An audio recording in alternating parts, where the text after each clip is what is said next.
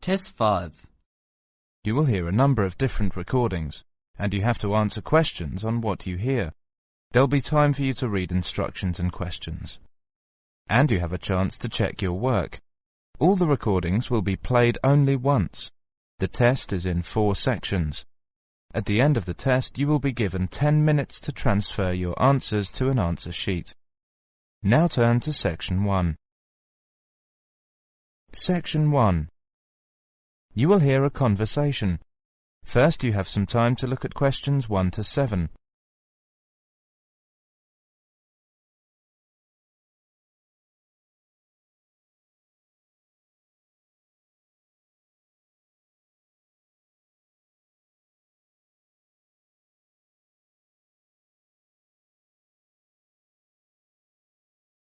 Now listen carefully and answer questions 1 to 7. Hi, Barbara. What will you do this weekend?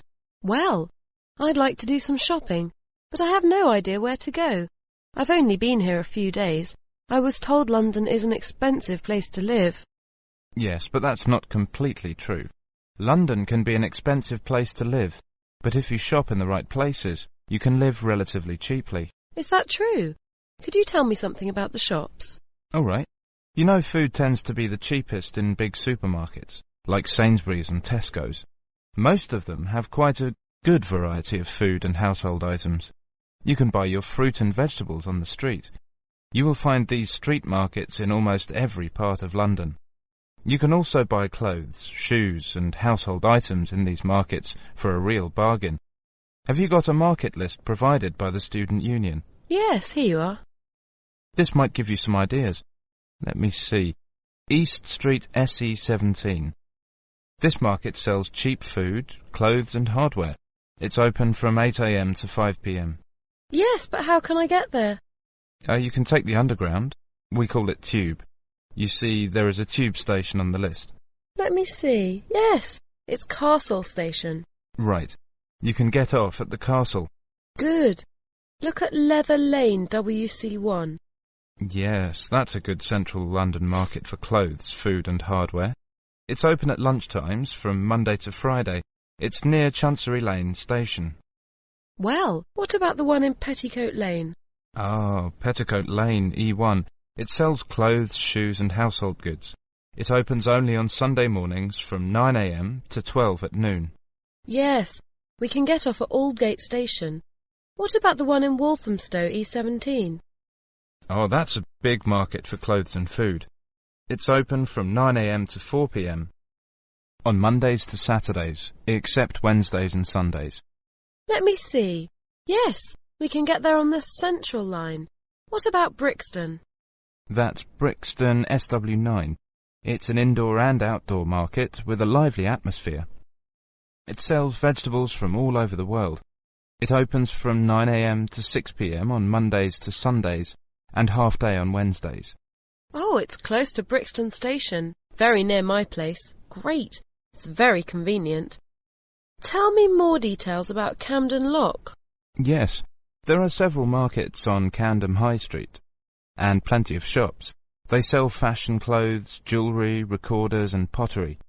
The most famous one is Camden High Street, NW1. It's good for buying presents. Very close to Chalk Farm and Camden Town Station. I see. It says it opens on Sundays, only from 8 a.m. to 5 p.m. Well, I think these markets might help to keep my costs down.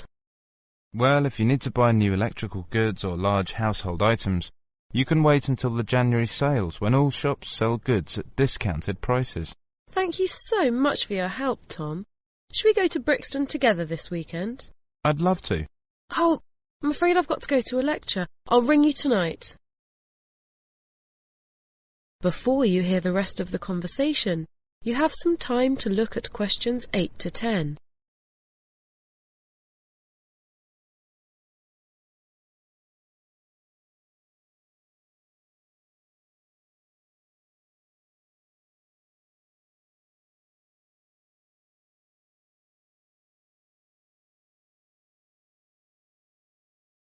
Now, listen carefully and answer questions 8 to 10. 401065. Hello, is that you, Tom? Hi, Barbara. Have you decided where to go tomorrow? Yes. I'd like to go to Camden Town to shop. Would you like to go there with me? Yes, I'd love to. That's a good market. Mary's here with me now. She wants to go there too. Shall we meet at Camden Town Station? Okay. How are you going there? We'll go there by bus. It's only 3 stops from my place. Well, we might walk there if the weather's fine. How will you get there? I think I'll have to take the Underground. I'm at Bond Street and I'll take the Central Line first and get off at Tottenham Court Road. OK. Take the Central Line and get off at Tottenham Court Road. Then you want the Northern Line to Camden Town. It's only about 4 stops. Make sure you get a northbound train, though. You want northbound Camden Town, OK? Okay. I think I can find the way. I have an Underground map with me now. What time shall we meet tomorrow? How about 1 hour earlier, say 9:30? Fine. That will be all right. See you tomorrow. Bye. That is the end of section 1. And now you have half a minute to check your answers.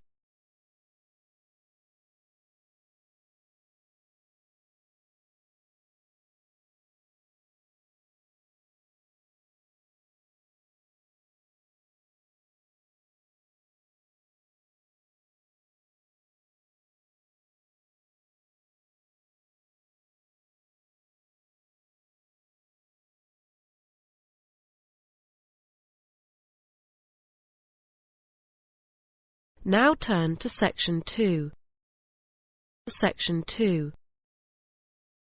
You will hear a radio program. First, you have some time to look at questions 11 to 16.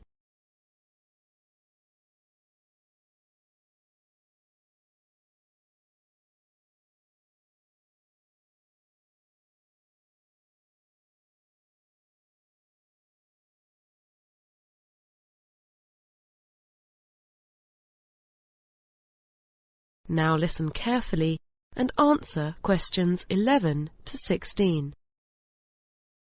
Welcome, and indeed welcome every Friday afternoon at 2:15 to Postbag, your chance as listeners to let us know what you think about our programme and current issues. This week our Postbag has been virtually overflowing. Not that we're complaining, mind you. Many of you, in fact a staggering 4,373 of you to be precise, have completed Radio South's listener phone-in survey. Some general points. 83% of you think that the radio station has improved over the past year, and only 7% that it has got worse. Most of you think that the radio station provides an excellent service. That's a big thumbs up for Radio South. Some more statistics. A rather disappointing 64% of you did not like the start of the new international radio soap that began on Wednesday evenings last month. Many of you said that it was too vulgar and puerile, with no plot, no excitement, and only 17% said that they liked it. We passed on your messages to the producer, and he said that he had received a number of letters and countless phone calls, saying how innovative and modern the plot was. In fact, the figures for those listening had more than doubled for the second programme. We'll have to wait and see how this one develops. And for 87% of you, the new starting time of 5 a.m. for the wake-up show went down really well. Only a small disapproval rating for this one. In fact, only 3%. Many of you said the earlier time is a real hit. Unfortunately, the wine show has not gone down well at all. It's had a 15% approval rating and 25% who did not like it, and 60% who didn't know. Sadly, the main comment was that the programme is downright boring. Maybe wine is going out of fashion. The full survey will be published next month, and it is free on request. And now to our weekly letters slot. Before you hear the rest of the programme, you have some time to look at questions 17 to 20.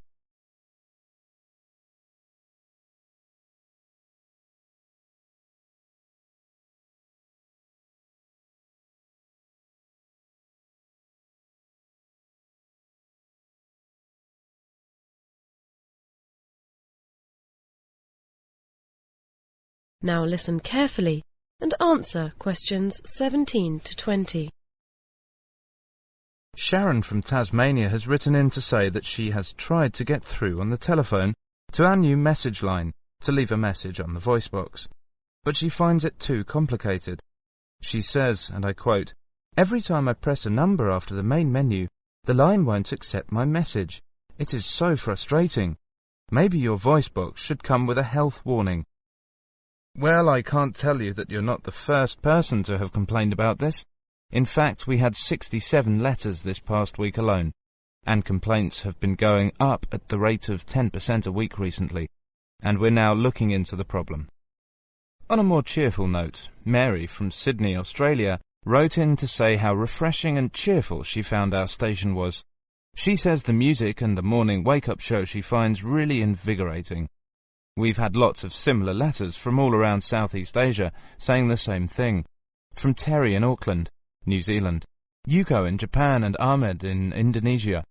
Robin in Australia says it's really an excellent new contribution to the radio scene in the area and encourages us to keep going. Thank you, Robin, for your support. Pangaporn from Thailand wants to know if there are any plans to repeat the English language program, English Worldwide, on Sunday morning at 9 a.m, or whether we're going to expand the program. We've had so many letters over the past weeks. The number of people tuning in has grown tenfold. There are no plans at the moment to increase the 2-hour slot on Friday morning, but if numbers keep increasing at the rate they are, we may have to. Many of you have asked when we are becoming a 24-hour service. The answer is as soon as we can. We now broadcast 19 hours a day and hope to be on air 24 hours a day within the next 6 months. And now it's over to Marco, who's going to look at the latest cinema and video releases. That is the end of section 2. You now have half a minute to check your answers.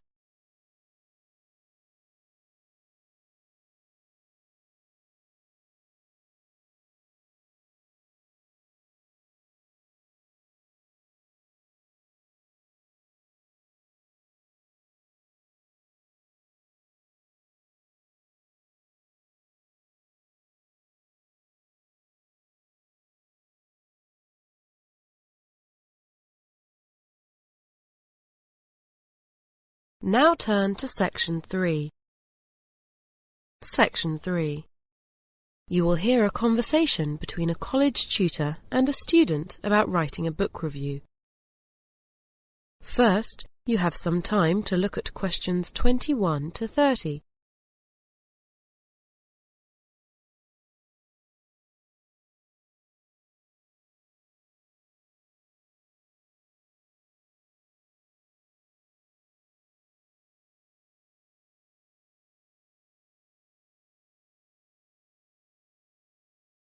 Now, listen carefully and answer questions 21 to 30. Oh, hello. Can you spare me a few minutes, please? Yes, of course, Rachel. What can I do for you? It's about the book review you've asked us to write as part of the academic writing course. You said we should ask if we didn't know how to set about it. Okay. Well, sit down and let's talk about it. I presume you've chosen the book you want to write about? Yes. Good. Then have a look at this outline. If we talk it through and you make notes on it, it'll help you to structure your review. Right, first of all, what's the name of the book? The Human Mind. Ah, yes, by Robert Winston. It was tied in with a very good television series, wasn't it? So you should start your review with the title and author. The next question is, what character would you put it in? For example, fiction, history, math? Well, I suppose it's science. Can you limit the field a little? How about popular science?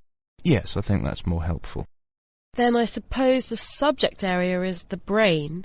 Okay, and it's important to mention the intended readership, because you can't judge how effective a book is without considering who it's meant for.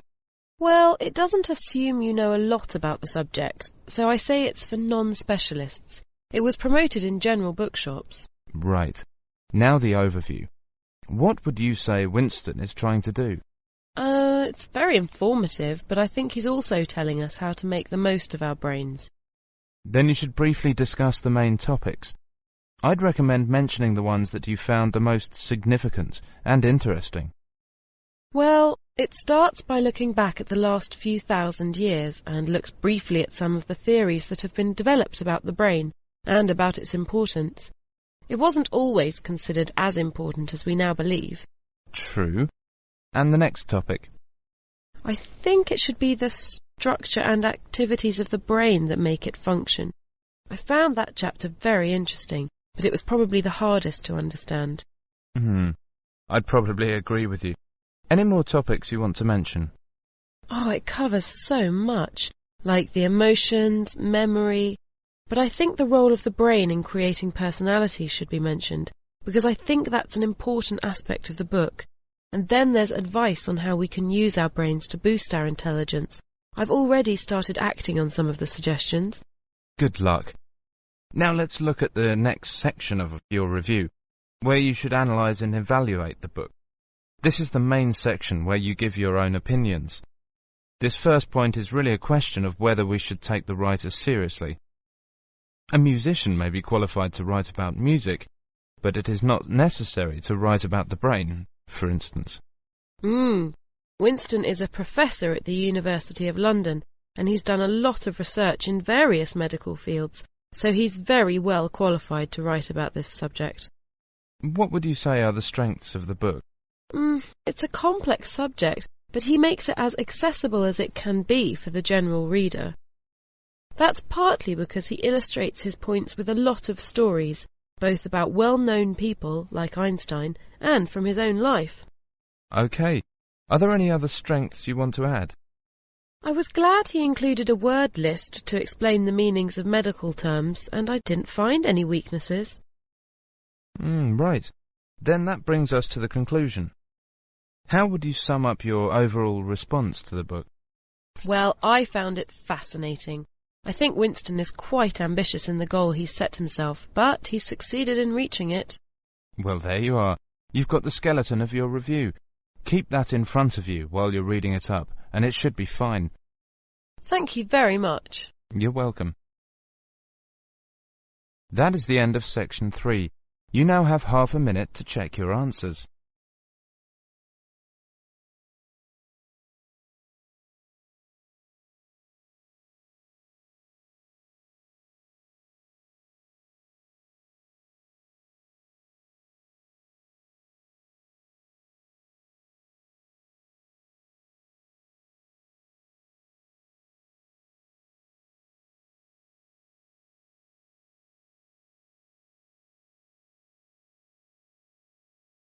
Now turn to section 4. Section 4.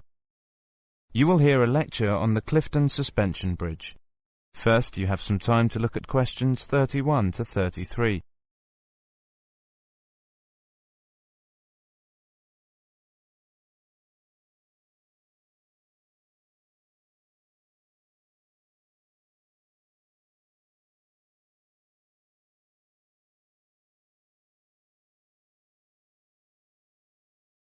Now listen carefully and answer questions 31 to 33. This is the first of a series of lectures on historic engineering structures. Today we're looking at the Clifton Suspension Bridge in Bristol, which we hope to visit later this term, and I'd like to begin with a brief word about the bridge's history and about bridge building in general. Now, people have been building bridges since prehistoric times. Over the centuries, bridge design has evolved using a variety of engineering techniques, but the objective has always been the same: to get to the other side. One of the most basic types of bridge is the arch, and there's evidence from the Middle East that people knew how to construct arches using stone or brick as early as 3200 BC. The stone arch had the advantage of being quite simple to build, and it remained the main type of bridge design from Roman times until the early 1700s. Another type of bridge with a long history is the suspension bridge, where the road is suspended from cables hanging between towers. The first suspension bridges were simple affairs made of rope and wood, and the earliest recorded examples were constructed around AD 550 in China. But rope has limited strength, and it only became possible to build longer bridges when iron became available. The first major iron suspension bridge in Europe, completed in 1826, was the Menai Strait Bridge in Wales. Before you hear the rest of the lecture, you have some time to look at questions 34 to 37.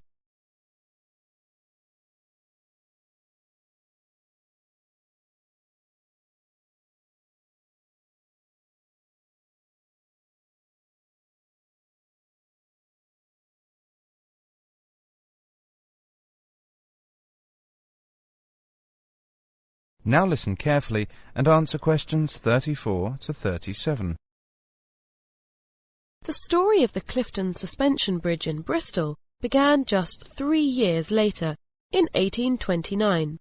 At that time, the city authorities wanted to build a bridge over the River Avon.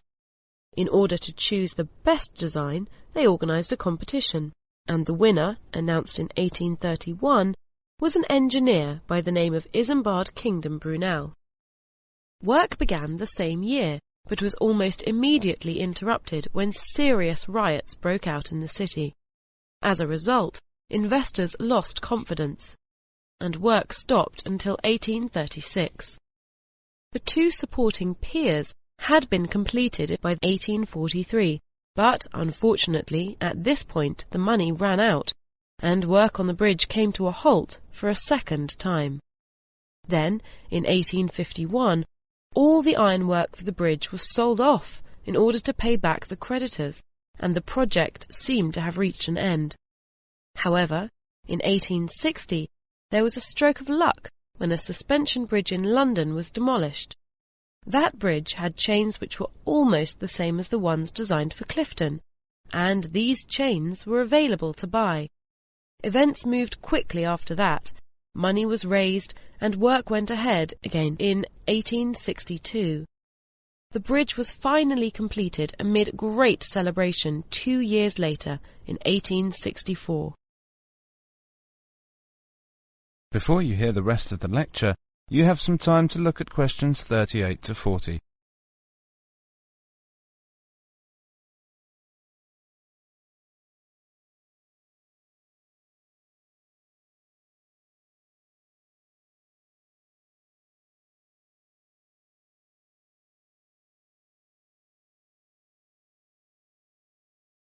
Now listen carefully and answer questions 38 to 40. We'll be examining some of the design features in more detail in the second half of this talk, but just as a footnote to this section, it's worth looking ahead to the future and a couple of proposals for super bridges linking not only riverbanks or even countries, but continents. One of these is for a bridge between Alaska and Siberia, which would be 6 lanes wide and 80 kilometers long. The water of the Bering Sea beneath is only about 50 meters deep, but the biggest challenge is the extreme cold of the location. This would restrict construction to 5 months a year and also close the road during winter. There's a different obstacle facing a second proposal, a bridge linking Europe and Africa across the Straits of Gibraltar, and that's the depth of water. Although it's only 28 kilometers across, the water is as deep as 1,500 meters in places. In such deep water, a bridge may not be able to support its own weight, so engineers are considering using bridge structures which have never been attempted before. A third seaway that engineers hope to cross in the near future is the Straits of Messina, between the island of Sicily and mainland Italy. Unlike the other 2 proposals, the Messina Bridge only involves one national government, and the distance is relatively short at 2.5 kilometers, so there's a good chance it will be built. In this case, it's just a matter of who will provide the cash. OK, let's take a break at this point, and then... That is the end of section 4. You now have half a minute to check your answers.